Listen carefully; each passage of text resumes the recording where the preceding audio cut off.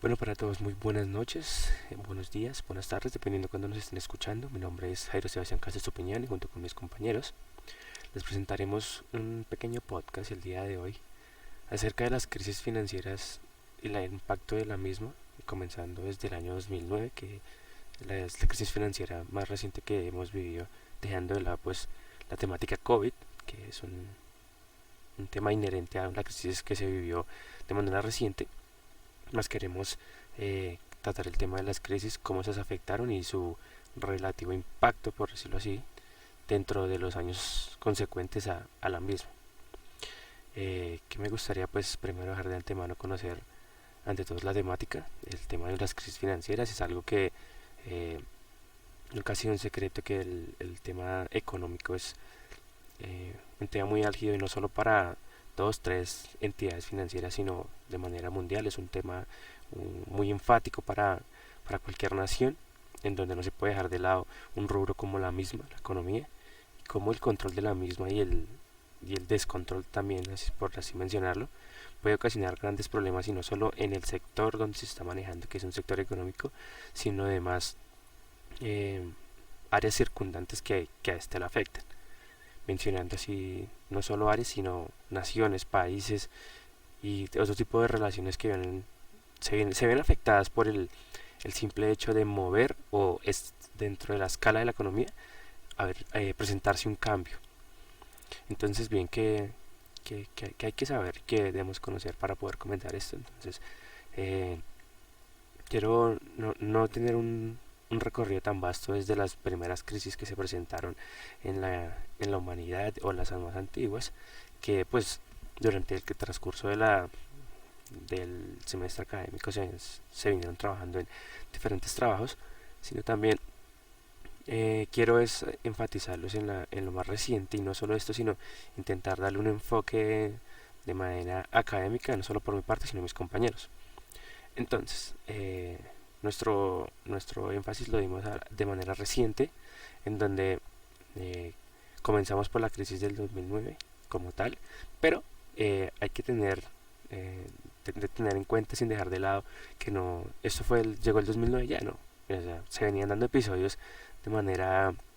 anticipada en el 2007, donde muchos bancos de Estados Unidos, porque hay que tener en cuenta y tener relacionar eh, dejar muy en claro que el tema Estados Unidos como potencia y como gran eje de la economía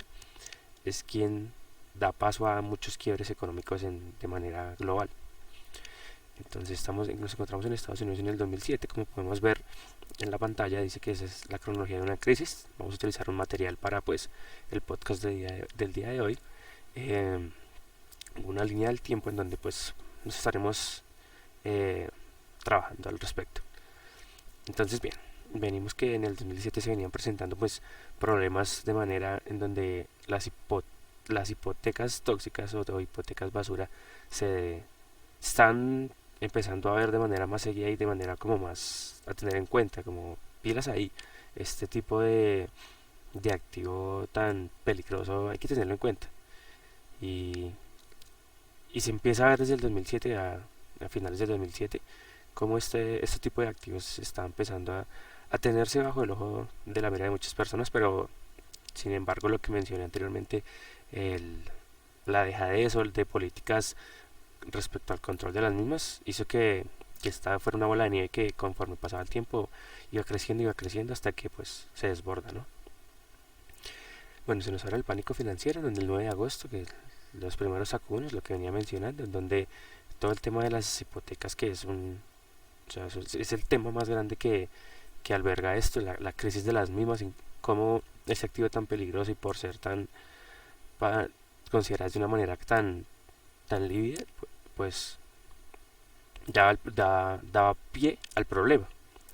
Entonces se nos menciona que los mercados de créditos comienzan a tambalearse luego de que el banco francés BNP Paribas decide suspender tres fondos por efectos de hipotecas subprime.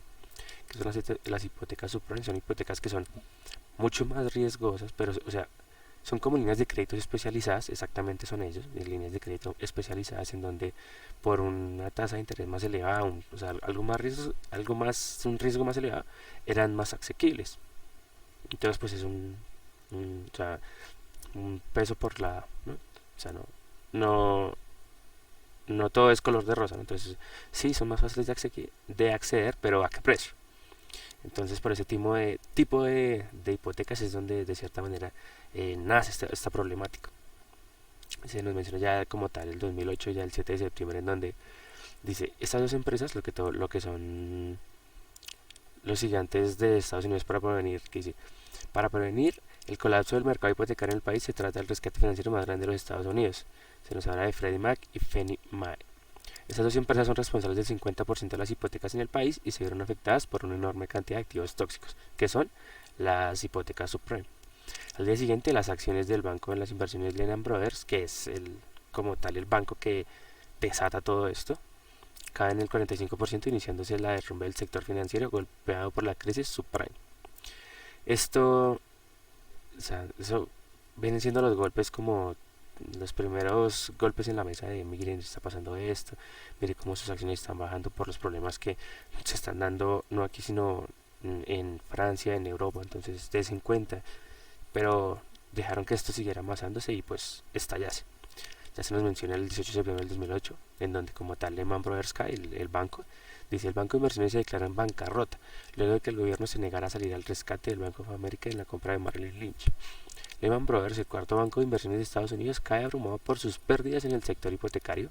después de que fracasaran las conversaciones para intentar encontrar un comprador. Pues el, la temática de la caída del banco es lo que más eh, explota toda esta problemática y la hace más evidente de manera no solo local sino global, en donde es una problemática que a partir de esa crisis no solo se ve mermado el tema económico, divisas, hipotecas, no, o sea, afectan de manera sobre, o sea, se sobredimensionan y no solo se trabaja bajo un plano económico, sino viene ya encima como tal temas de insumos, exportaciones, el tema del petróleo, porque para ese entonces había un problema me permito mostrarles aquí, dice aquí, comenzamos hablando de los primeros factores que distribuyen como causas de la crisis se encuentran los fallos en la regulación económica, lo que venía mencionando, eh, falta de control en este tipo de inversiones, la sobrevaloración de los precios, insumos, precios de la canasta familiar, precios de la comida, de alimentos, no solo eso, sino de tecnología, todo ese tipo de cosas empieza a elevarse, la crisis alimentaria mundial y la subida del precio del petróleo por la invasión de Irak por parte de Estados Unidos. Por, por muchos es bien sabido que el problema con el petróleo siempre ha sido muy controversial referente al impacto que tiene con la economía y este tipo de cosas se conglomera y al mencionarse fusionarse digo con el tema de la crisis hipotecaria pues afectaría aún más y aún más. Entonces, ¿qué nos lleva a esto? Que problemas que empiezan a decaer de manera económica y no solo eso, sino a este se le añaden problemas alimenticios, problemas de alza de precios. Es algo que no solo va a afectar al país, al banco que cayó en bancarrota y a sus clientes, sino de ahí en adelante empieza un efecto dominó en donde cada vez los problemas van maximizándose, maximizándose y no solo quedando la afectación en Estados Unidos, sino en Latinoamérica. Ya pues lo iremos mencionando conforme vamos dándole enfoque en el trabajo, sí, en el podcast del día de hoy y que pues ya se irá mencionando conforme mis compañeros van interviniendo. Entonces, ya como mencioné todo el tema del tema hipotecario, los problemas, el cómo se dio y por qué se dio. Eh, damos el énfasis aquí al tema de América Latina, ¿no? Que es donde queremos hablar, queremos es hacer el podcast y pues tenerlo como punto de enfoque América Latina, porque es una temática muy amplia, ¿no? Y no solo, o sea, no podemos albergarla todo el tema porque es una crisis que pues fue la crisis económica más grande que ha vivido la humanidad como tal, ¿no? Entonces, ahora que se nos menciona, dice América Latina con pulmonía. Dice las bolsas principales, porque ya este viene siendo un tema bursátil en donde por ese tipo de acciones que sucedieron en Estados Unidos, el tema de la crisis hipotecaria, no solo esto, sino el tema de el, el alza de los precios y el tema de la volatilidad del precio del petróleo y ese tipo de problemas con respecto a precios, porque como bien saben, América Latina ha sido en su balanza comercial tiende más a exportar por obviamente pues en diferentes niveles comparando con los países que pues que hacen parte del ATAM como tal. eh, no se deja de lado que somos un, un continente el cual se encarga es de abastecerse con recursos que no son propios, y al verse afectados, o sea, es una cadena, ¿no? Al verse afectados por problemas que alza de precios, si se alzan los precios para poder comprar, pues obviamente van a tener problemas para adquirir, tienen que endeudarse más para poder comprar, para poder surtirse, para poder proveerse. No solo esto, sino que se alzan los precios. Bueno, está bien, vamos, se alzan los precios, entonces pedimos más. Bueno, no, pero para pedirse más no, porque hay problemas de manera económica, ¿no? Los bancos y las grandes casas bursátiles están pasando por crisis, como se menciona aquí el miércoles negro, que se menciona el mercado bursátil de Buenos Aires, que fue uno de los más afectados, con una caída del 10,1% en el índice Merval, y el México del índice y el IPS del mercado bursátil retroceden un 7%. Son afectaciones directas al tema económico, pero que no solo se quedan en lo económico, sino van más allá de esto, dejando pues a Latinoamérica de cierta manera, como se lo menciona en el título, por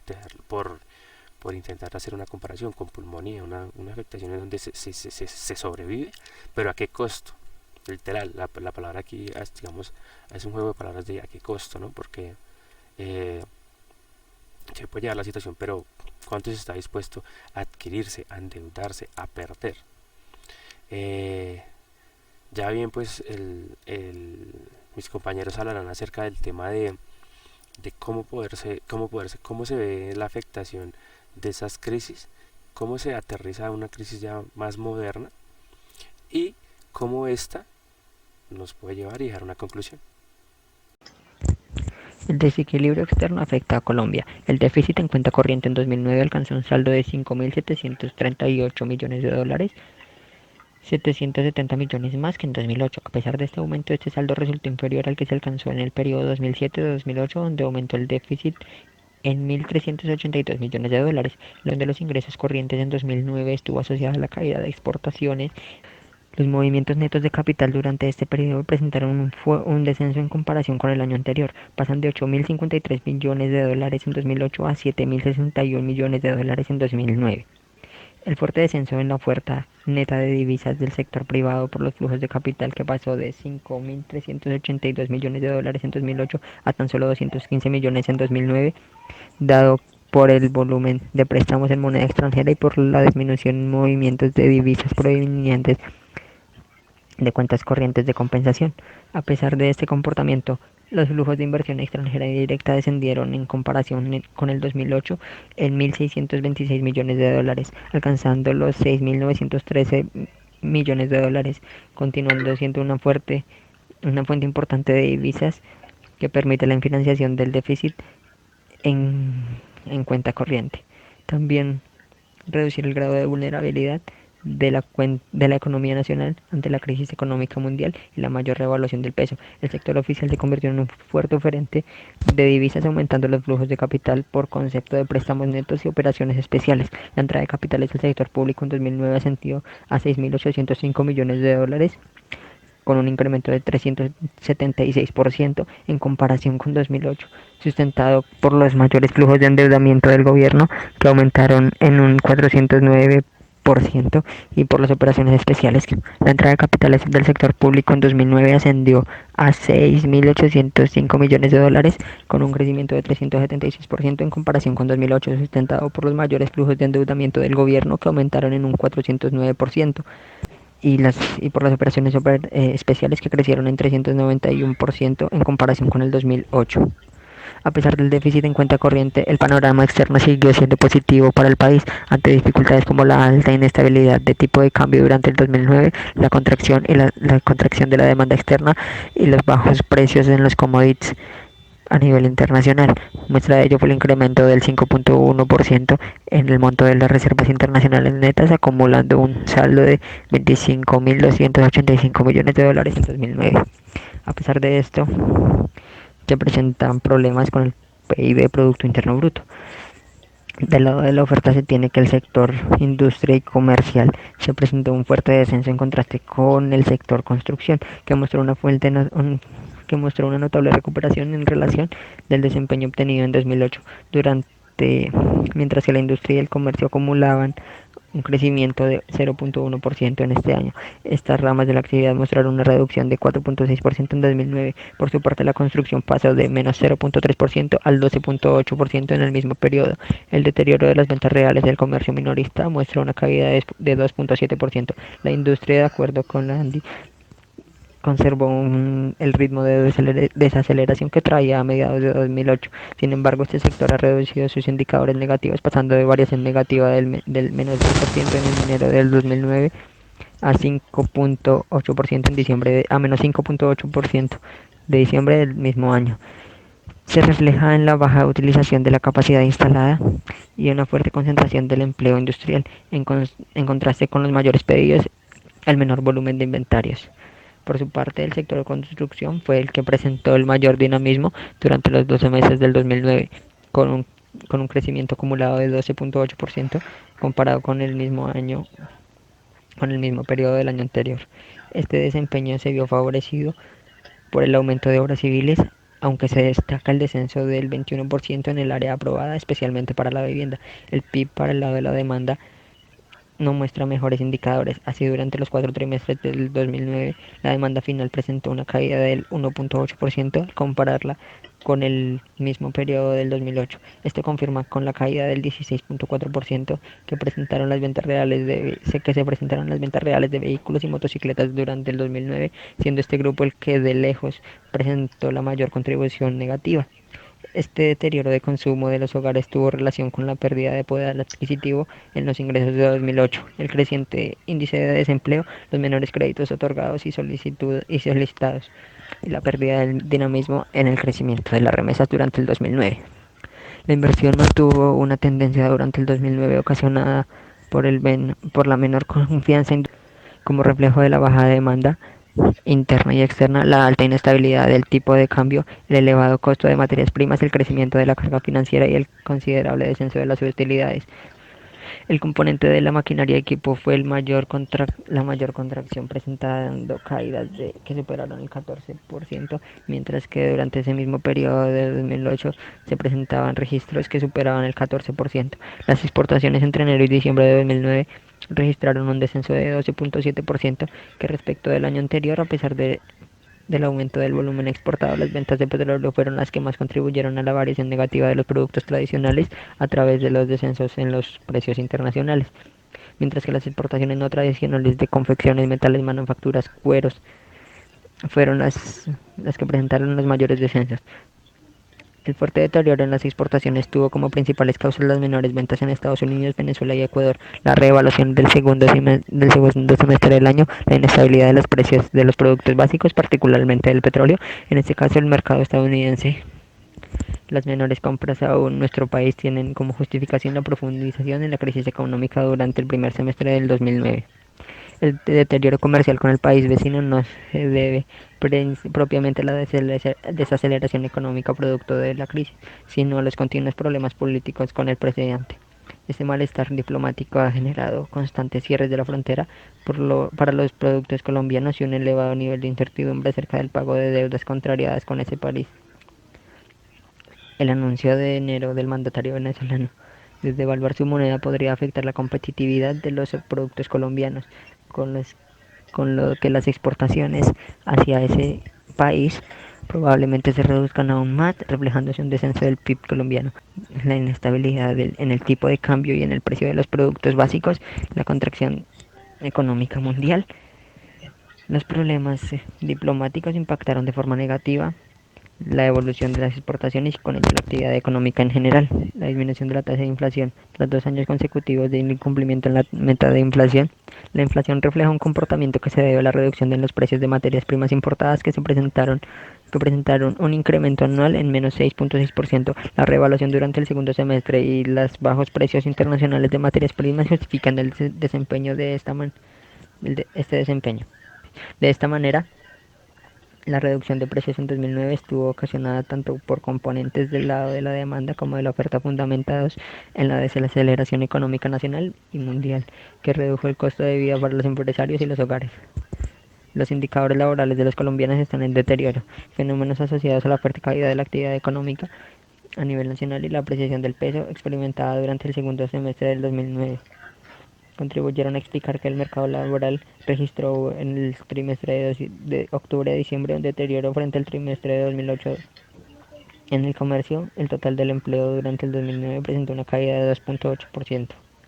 con respecto al mismo periodo del 2008. Por su parte, el sector industrial mostró durante los 12 meses una drástica reducción del empleo con una variación de menos 6.4% con respecto al mismo periodo de 2008, causada principalmente por la contratación de personal dedicado a los procesos productivos con la reducción de 7.5%. Este incremento del número de desempleados a nivel nacional se explica en la caída de productos y venta de estos sectores, ocasionado por la debilidad de demanda interna y las menores exportaciones, particularmente hacia Estados Unidos, Venezuela y Ecuador. Al cierre de 2009, más de 2 millones de personas se encontraban desempleadas en el país. El desempeño de las finanzas públicas se enfoca hacia el débil crecimiento económico interno que generó el menor recaudo por impuestos al patrimonio e impuesto al valor agregado IVA. La reducción de la tarifa de impuesto de timbre y el menor recaudo a través del impuesto de gasolina provocaron que en 2009 los ingresos tributarios solo crecieron 1.3% en comparación con el mismo periodo del año anterior. En 2009 los gastos totales del Estado crecieron en 13.6%, representando el 19.7% del PIB, con relación al 18% del PIB en 2018, producto de los mayores incrementos en funcionamiento e inversión. El crecimiento del 7.5% en este rubro se debió a las acciones de política anticíclica del gobierno con miras a la reducción de impactos de la crisis económica mundial y la mejor actividad real en el país, en la menor actividad real en el país, que se enfocaron en los problemas sociales y de infraestructura. En 2009 el gobierno nacional oficializó su intención de diseñar una regla fiscal para Colombia con el fin de que la política fiscal sea sostenible y tenga un carácter contracíclico, de este modo que se evite una trayectoria explosiva de la deuda, programando el gasto público en función del ingreso estimado a largo plazo y no del corriente. En pocas palabras, a pesar de los problemas fiscales durante el 2009, se espera que el déficit se reduzca para el próximo año a partir de las medidas implementadas por el gobierno. Sin embargo, el manejo de las finanzas públicas continúa y continuará atendiendo más al ciclo económico que las metas a largo plazo del país. Como perspectivas para la economía colombiana durante el año 2010, eh, podemos mencionar, bueno, de acuerdo con el Fondo Monetario Internacional, que los gobiernos y bancos centrales debían ser persistentes en sus políticas de estímulo e inversión para devolver la solidez a los sistemas financieros que aún no lograban recuperar su estabilidad. Debían reestructurar las instituciones para que el crédito fluyera e introducir cambios en la supervisión y regulación del sistema financiero. Se debía también atender el déficit en el que se incurrió con las grandes inyecciones de capital. El resultado positivo en materia inflacionaria y el fuerte descenso de las tasas de interés en el país hacían presagiar un año 2010 con mayores posibilidades de una recuperación rápida y sostenida. Las principales causas que justificaban este comportamiento eh, se encuentra la debilidad en la recuperación de la demanda interna, los problemas que enfrentaban las exportaciones colombianas a dos de sus principales mercados y la incertidumbre asociada con el plan de ajuste fiscal durante un año electoral. La operación está asociado con el estancamiento del crédito de consumo, que se venía presentando no solo como resultado de la fragilidad del mercado laboral, a través de los mayores índices de desempleo que elevaban el grado de aversión al riesgo de los hogares ante la pérdida de empleos. También por el aumento de la carga financiera que reducía la capacidad de pago sobre deudas futuras. En conjunto, la inestabilidad y la pérdida de empleo y la poca sostenibilidad de los puestos de trabajo eran factores que demorarían la reactivación de la demanda ante la prudencia de los hogares de financiar eh, por vía créditos sus gastos de consumo. Los flujos de las remesas también se vieron afectados dado que disminuyeron a consecuencia de la crisis de empleo en España y los Estados Unidos, países en los que se encontraba un importante volumen de colombianos. Los efectos de la crisis internacional bajaron los niveles de capacidad instalada de las empresas, generando un estancamiento de la inversión ante la reducción de las exportaciones y el crecimiento negativo del PIB. De igual forma, factores como la revaluación del peso y el aumento de los costos financieros es un escenario de caída en las utilidades. Cambiaron las tendencias crecientes que traía la inversión hasta finales del año 2007. Ya para el año 2010, ante la perspectiva de una recuperación lenta de la demanda interna y el bajo dinamismo de las importaciones de bienes de capital, las expectativas de expansión de la capacidad instalada resultaron bastante moderadas. En el año 2010, un año electoral, en el tema fiscal había una gran incertidumbre pues frente al tema de financiamiento del gasto para ese año. Entonces el crecimiento del déficit obligaría al gobierno a buscar recursos a través de una mayor colocación de deuda pública en los mercados internacionales, lo cual proyectaba aumentos en los niveles de endeudamiento. Esta situación también trajo como consecuencia directa la mayor entrada de capitales ante una mayor rentabilidad que podía registrar la deuda pública colombiana, generando un efecto negativo sobre el desempeño de la tasa de cambio a través del proceso de revaluación nominal y real del peso colombiano. Ya con el plan de ajuste fiscal se buscaba reducir el gasto público durante el 2010 mediante el aplazamiento de casi 4.2 billones correspondientes a gastos de funcionamiento e inversión. Sin embargo, en este año, caracterizado por las elecciones legislativas y presidenciales, las posibilidades de una reducción efectiva de este gasto pues sería bastante limitado. Bueno, también ya para el próximo año, en el 2011, la coyuntura fiscal estaría asociada con la discusión alrededor de los decretos de emergencia social que expidió a comienzos del año 2010 el gobierno nacional para resolver el inminente colapso financiero del sistema de salud colombiano. Estos factores en conjunto, estos decretos tratarían de resolver el problema de la definición de los servicios que obligatoriamente debía prestar el sistema de salud y proporcionar la financiación para atenderlos. Uno de los elementos centrales de estos decretos son los nuevos impuestos a la cerveza, los cigarrillos y los juegos de azar, que fueron creados para la generación de recursos y destinarlos al sector salud. Al margen de la discusión sobre los